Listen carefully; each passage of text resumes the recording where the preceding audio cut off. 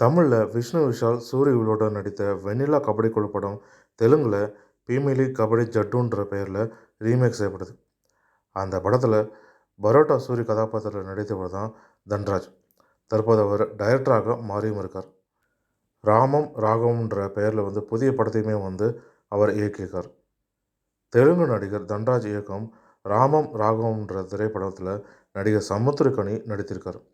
தமிழ் தெலுங்கு மொழிகளில் உருவாகிருக்கும் இந்த திரைப்படம் அப்பா மகன் உறவை அடிப்படையாக கொண்டு கதைக்களமாக தயாரிக்கப்பட்டிருக்கு. சமுத்திரக்கனி கதையில் நாயகனாக நடித்திருக்கார்.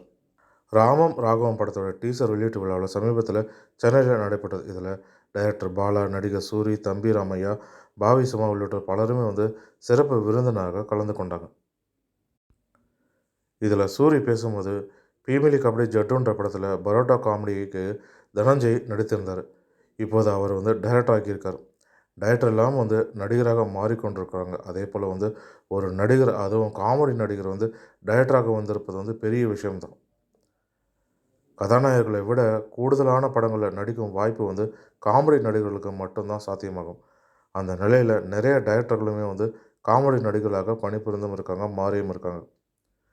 ஒவ்வொரு டைரக்டரிடமிருந்து ஒரு அணுகுமுறையை பின்பற்ற முடியும். படத்தை யார் வேண்டுமானாலும் எடுக்கலாம். ஆனால் அந்த படத்தை ரசிகர்களிடம் கொண்டு செல்வதே பெரிய விஷயம். இன்றைய காலகட்டங்களில் இந்த படத்தை ரசிகர்களிடம் கொண்டு சேர்த்து அதை ஓட வைப்பது அப்படின்றதே பெரிய விஷயம்னு பேசியிருக்கார். அதைத் தொடர்ந்து பாலா பேசுகையில், சமுத்திரக்கனி ரசிகனாக இங்கே நான் வந்திருக்கிறதுல மிகவும் பெருமைப்படுறேன். நடிப்பில் தேசிய விருது வாங்கி இயக்கத்தில் நிறைய படங்களை பண்ணி தன்னை நிரூபித்து காட்டியிருக்காரு சமுத்திரக்கனி. அதை தாண்டி அவருடைய கடுமையான உழைப்புக்கு நான் பெரிய ரசிகன்.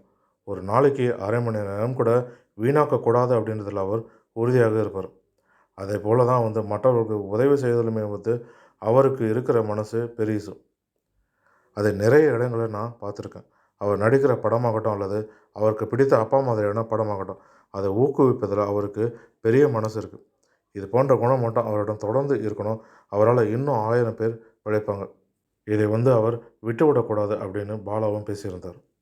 அடுத்ததாக சமுத்திரக்கனி பேசும்பொழுது, ஒவ்வொரு அப்பாவும் சகாத்தும் 10 படம் நடித்திருந்தாலும் இது வேறு கதை. புரிந்து கொள்ள முடியாத சொந்தம் அப்பா மகன் உறவு. பாண்டியராஜன் 2 ஆண்டுகளாக படம் பண்ணாதது எனக்கு மிகப்பெரிய கோபம். சூரி தற்போதைய நிலையை பார்த்து நான் மிகவும் சந்தோஷமடைகிறேன்.